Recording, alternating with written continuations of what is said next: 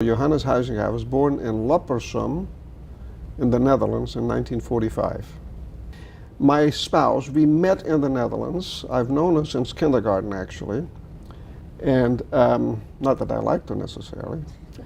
But we met when we were 16 and kind of fell in love and had some dating things. And she emigrated to the United States in 1963 with her family. And I was 17 and a half, and so was she. We are the same age.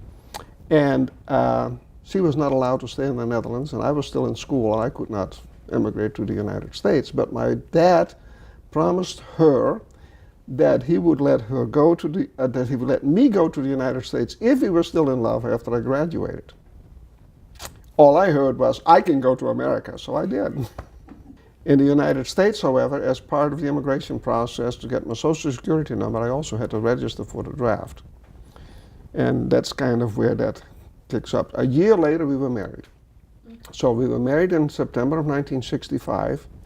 And when we came back from our honeymoon, there was a draft notice in the mail. And that kind of set the stage for me trying to get into the National Guard or the reserves, or, you know, the various stories that people talk about, which concluded in me enlisting. I didn't want combat arms, so I enlisted to be a medic, because I figured hospital duty was better than grunt duty. Went to Fort Knox to the reception center, and they were full. This was the big build-up, 1965 build-up. And I wound up at Fort Benning to go for basic. I was walking around my second day in basic training around the barracks, just getting oriented with my hands in my pocket, which was a no-no, I guess. At the time, I didn't know. And I didn't pay attention. I mean, I had just gotten there, and there's a drill sergeant.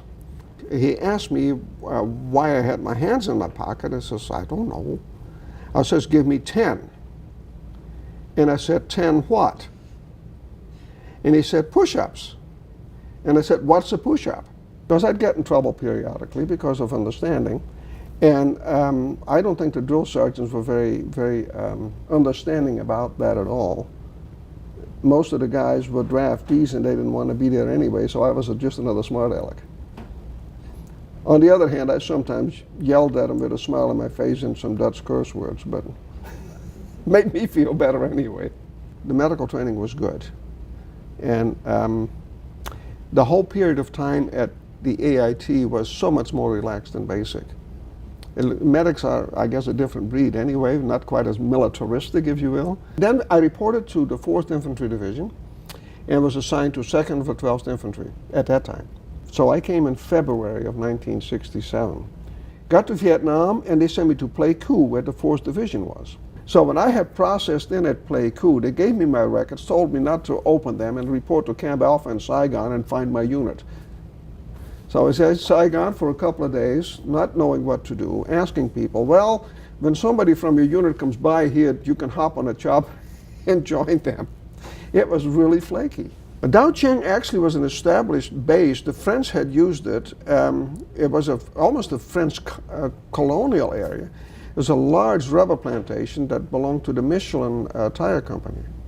And the village or the city had a rubber processing factory on the Saigon River. And so that was the claim to fame for that place. And our unit was actually stationed. We lived underneath the rubber trees. There was other buildings there. The French had some planters' houses, and I guess the boss may have lived there on the corner. And they found this other building that looked like it was just a big pool area. It was built up. It was a 12-foot high walled building, and when we cleaned it up, we found out that actually was a swimming pool. So they cleaned it, painted it, put water in it. And we used it as a recreational pool from when we were not out in the field. I was a medic, combat medic, trained to save lives and lives and limbs. That was my primary duty. And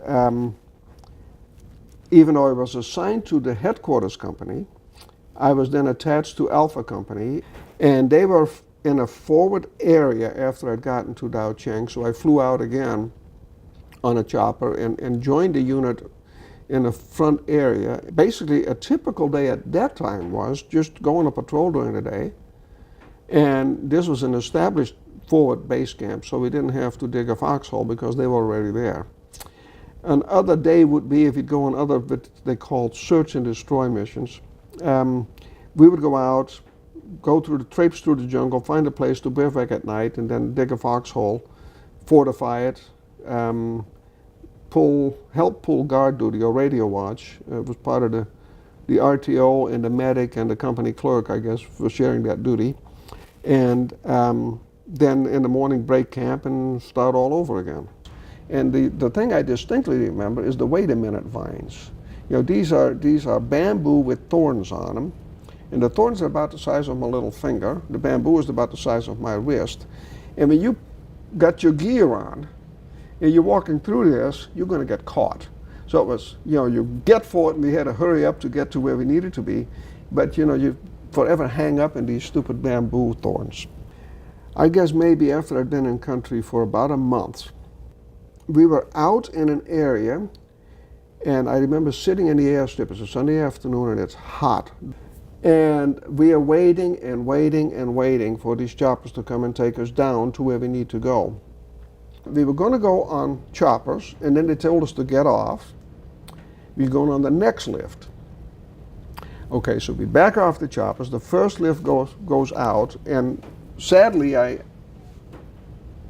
happily for us, but sadly for them, they got blown up pretty good. And our platoon was the last ones to leave. We secured the landing zone and everybody got out, and we were the last ones to leave. And right about the time we were ready to leave, we took some small arms fire. And we retaliated and caught a couple of Viet Cong who had apparently been in a hospital that was on the ground and couldn't get away when we were there, and one of us was an amputee. Anyway, he had some blood on him, and the lieutenant said, "Hey, Doc, take a look at him," which I did.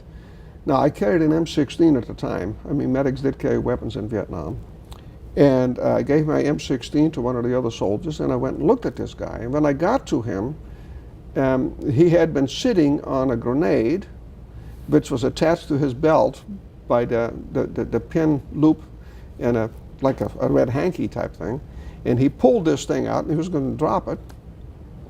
At which time I picked up this grenade, tossed it to the lieutenant, and says, "Get rid of this thing." But during the time, you know, my job was to take care of this guy.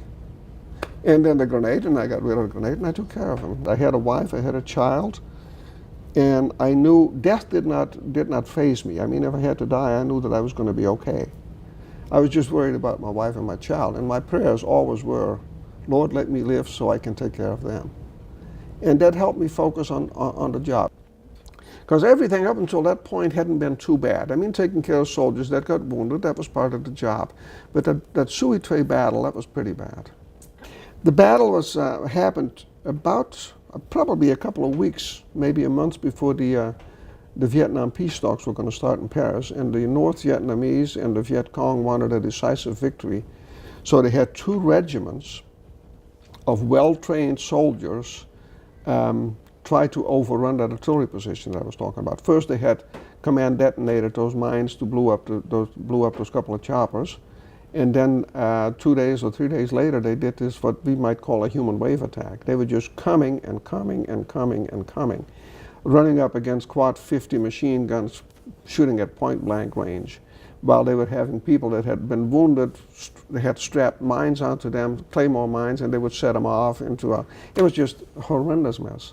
I don't remember anything else. I just remember a day later when, you know, the battlefield had been cleared off, and we were burying all these Viet Cong, and I remember the bulldozers making this mass grave and us tossing those bodies in there. I was not physically myself doing that, but I remember that.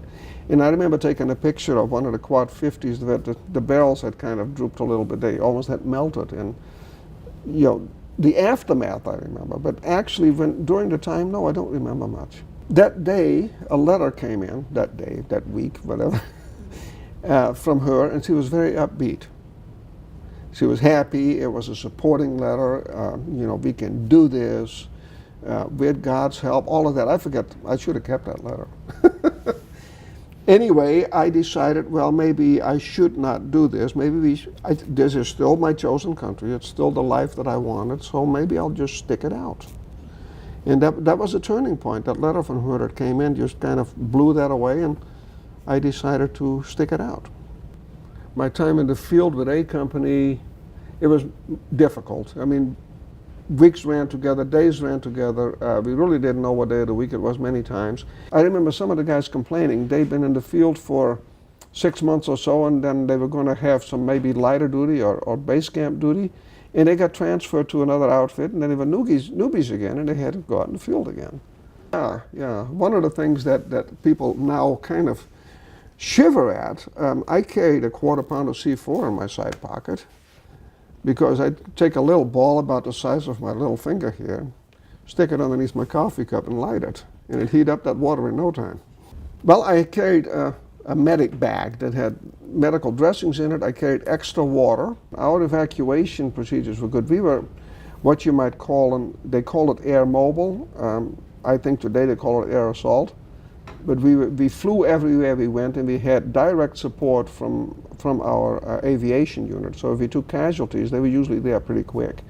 So the main thing was stop the bleeding, splinter wounds. Most of them were out of there before you could start an IV anyway. But if we did, then we do a blood expander. Morphine, I carried morphine because we used that quite a bit. I did like being a medic better than being an infantry. I was with the infantry, obviously, and I did like being a medic. As a matter of fact, I liked being a medic well enough that I stayed in and became a physician assistant later. So, yeah, I enjoyed medicine. I enjoyed being helpful. I enjoyed being able to relieve somebody's suffering. So from Camp Caroline, they were building a road. They were going to make it a permanent base, and we would take an APC out to the road, sitting on top of this thing, going through the rice paddies, sloshing.